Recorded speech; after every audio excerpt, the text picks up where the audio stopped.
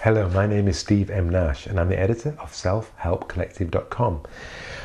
And today I want to talk to you about effective communication skills.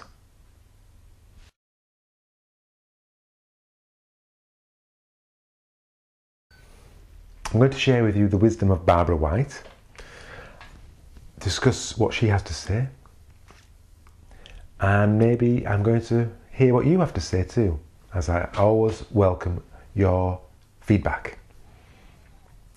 Effective communication skills, what Barbara White has to say. Listening is an important skill in communication. It needs to be honed and practiced to be truly effective.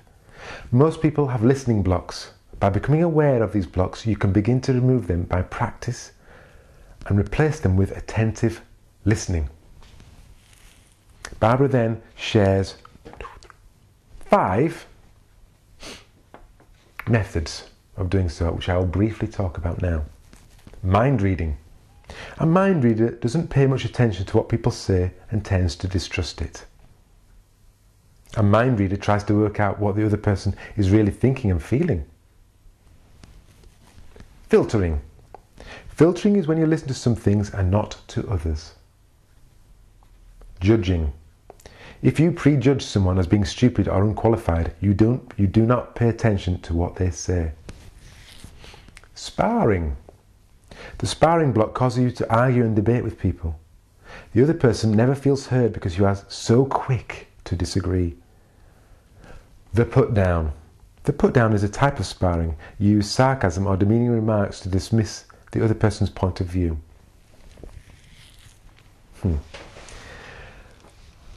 Fantastic contribution. Fantastic thoughts, Barbara White. How many of us have felt like somebody is second guessing what we're trying to say, is only hearing part of what we've said, is thinking that we are not qualified to have an opinion on this because of our age, our gender, of who they think we are. Sparring and the put down. You know that you're not communicating well when you yes, but saying things like, but what about this, and they've barely said what they wanted to say, and you're in there with your riposte. You're not communicating effectively when you don't give space for what the other person has said, and don't give space for your response. Do you know what this space is called? It's a very scary space that people do not like to hear. It's called silence. When you listen really well to somebody, there will be periods of silence. It will feel like you are honouring what they have said by allowing it to just be there for a moment, and you are also honouring what you are about to say. It is very difficult to let someone speak, be silent, let them say more, be silent, let them say some more, because maybe they said several things that you want to address one at a time. It's difficult and we don't do it. But I think sparring is about, you said this point, this is my answer. You said that point, this is my answer. You said this other point, that's my answer. You're wrong, you're wrong, you're wrong. Bat it back. This isn't effective communication. This is not listening to the heart of what they say. This is not an easy skill to master. There are so many few good examples of it. I would say,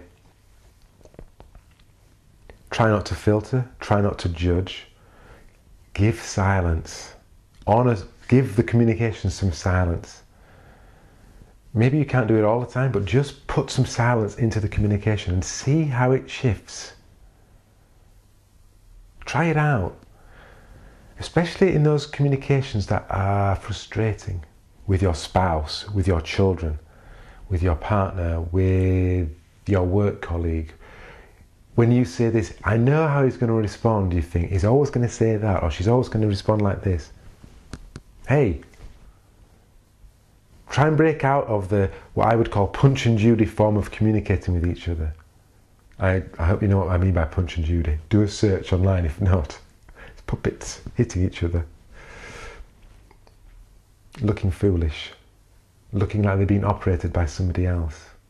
Operate yourself. Get out of your reactions. Stop reacting. These are what I would call effective communication skills. If you can do these things. When you communicate with someone else, it is truly a gift you give to them and to yourself. And it happens so infrequently. When you do it, and you will have done it at some point, you will have in your life. But when you communicate well with someone, it's just a joy. It is a joy. I'm hoping that the thoughts of Barbara White that I've briefly summarised and my thoughts might help you get a little bit closer to developing effective communication skills. But I also want you to share what you consider to be ways of developing effective communication skills. So please do share your thoughts. Thank you for watching. Thank you, Barbara White. Goodbye.